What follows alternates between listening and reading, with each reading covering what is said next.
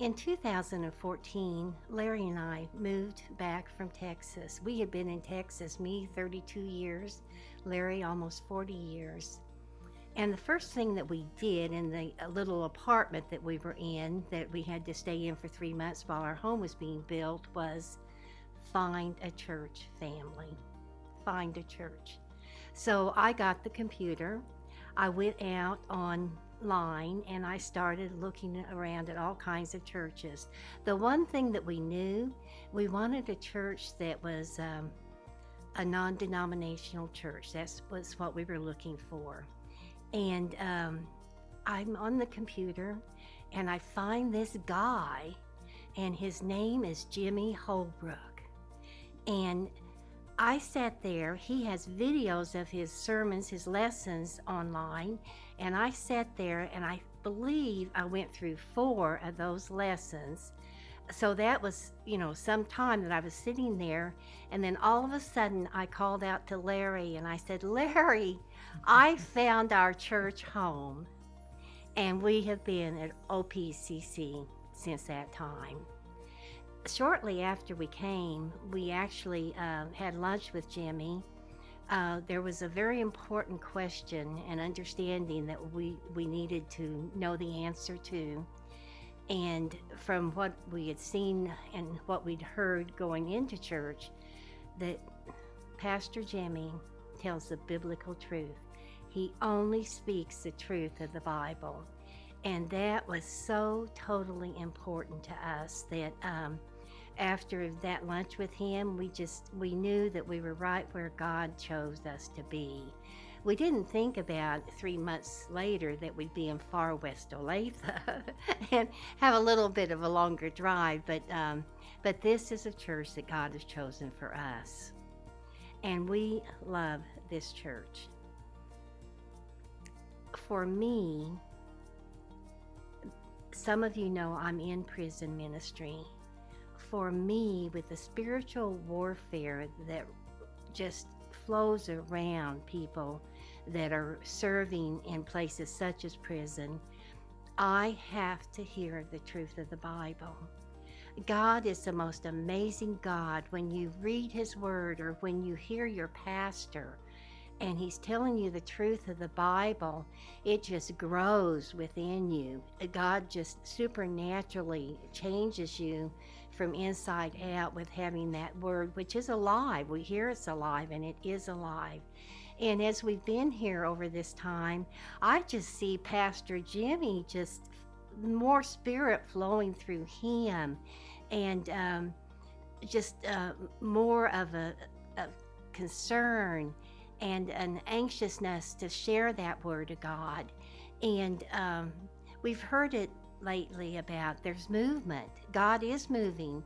And you know what? If you're a Christian, you want to be where God is moving. And that's why we're here. We don't know what God has in store for any of us in this, but God is moving at this church, and we're excited to be part of that. I'm going to step back just a little bit, and it has to do with why we were here. Why did we come to Overland Park or Olathe? And we thought that God was leading us here to for family reasons. Paula and I both grew up here, around here.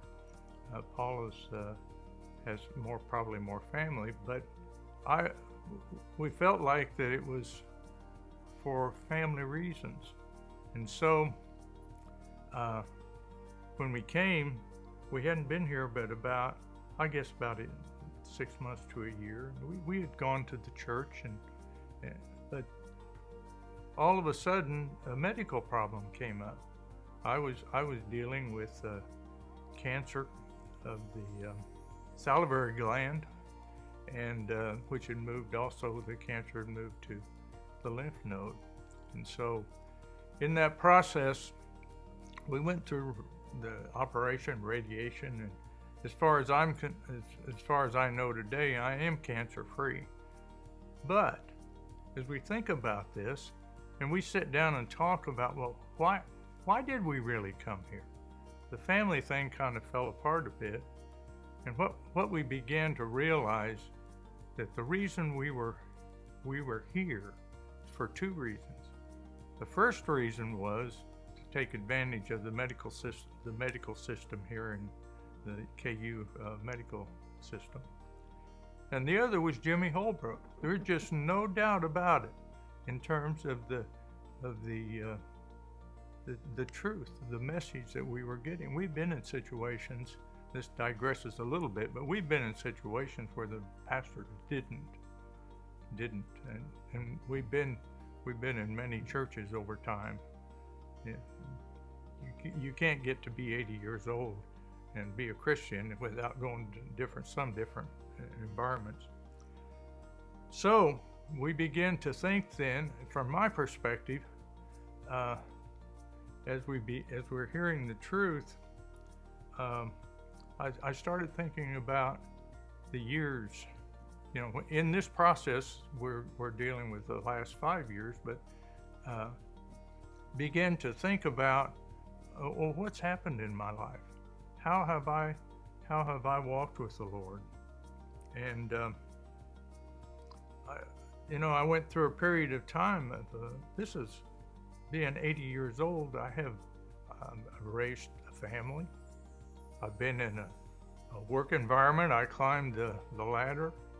I've retired once, and then I've taken a different kind of job in the service industry. And it seemed like my focus on all my life was probably more on progressing from the standpoint of the financial situation, as opposed to spending the kind of time that I needed to spend in church. You know, I've been to a lot of Bible studies. I've been to a lot of different churches. I've heard a lot of different messages. But I really began to feel, as after spending time and listening to Jimmy, that I really didn't know Jesus the way he did. I really didn't have the relationship with Jesus that he had. And I as I listened to, and I began to feel like, I want some of that. I want some of that. And not that I hadn't been exposed and done, several things, but I still felt like that. I felt like there was something missing, and Jimmy brought it out. He brought it out. So I began to, through this process, begin to think about how, and I think about my past and what was going to be important to me in terms of dealing with getting to know Jesus. So the first thing Jimmy asked me to consider being baptized. And first of all, I thought, I've been through, I was baptized as a baby. But then as I began to think more, if I'm going to establish and improve this relationship that I have with Jesus, it's going to be important that I publicly acknowledge that Jesus Christ is the Lord of my life. And so that's what we did. I was baptized, and he was. I've said this before many times in a number of years, but that this was it. This truly was going to be a change in my life. So as I think about the changes, though, as I focused on this relationship with Jesus, what kind of changes? What was going to happen? What's happened in the last 5 years? Okay. Well, one of the things that has happened is that this idea of abide time. I said, what is that? And then I know that Jesus says to abide in him, you know. But I think about it and I say, you know, I didn't have abide time. I can remember times in when I would go to work, and I would probably pray before I left. But at the end of the day, I'm going home and I'm saying, well, God, we didn't do much today, did we? You know. So this abide time is important. I take a walk every day when the weather's decent, and I walk about 4 miles. And that's just a wonderful time for me to abide. In fact, I've learned a couple songs that I sing, but I am not a singer. But I have, that is part of it too. Another part of my abide time is to just get off by myself and sometimes just sit there for a while and see what God has to say to me. One of my problems that I have to deal with is that I'm not a good listener. And so I don't, you know, Paula is just filled with the Spirit. I wish I pray every day that I get to that point, because I am so much in admiration of her relationship with God. But I'm striving for that, and I think it's working, because I do hear from the Spirit occasionally. Occasionally. But anyway, the abide time, spending more time in the scriptures, prayer time. I've begun to pray more, and I've begun to think about prayer in a different way than I have in the past. First of all, I've come to the conclusion that I have to be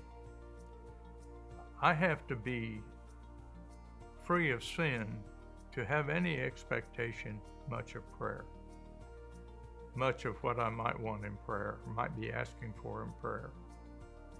Second of all, that I have to acknowledge and know that when I pray, that God is moving, that He is moving. If He isn't moving that minute, He will move.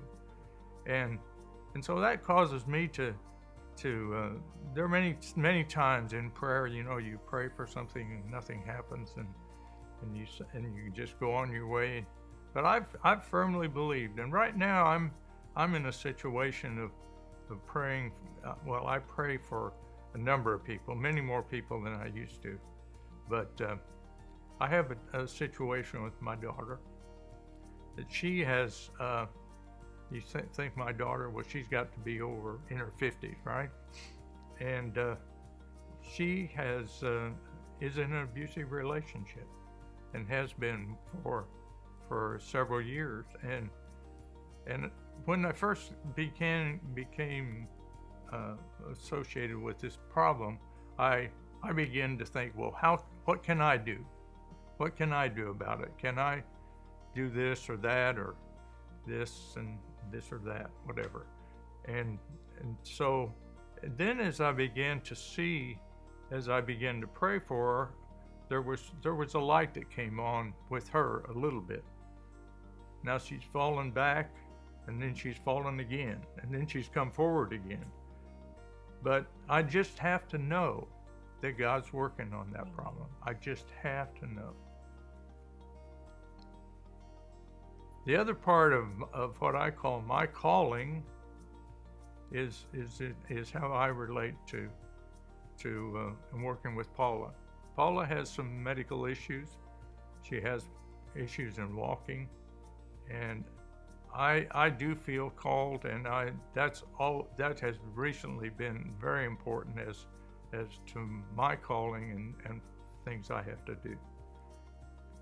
It's interesting because how do I want to say this? Because of her problems in moving around, she calls on me a lot to do things. And there was a time when I would say, what? Why me, you know? But she used to, have you ever, I'm going to go back in history, the movie Paladin. You ever see, or the show Paladin? Well, this is a guy in the West, and he went through He did various things. But he, in his home, around his home, there was a young fellow that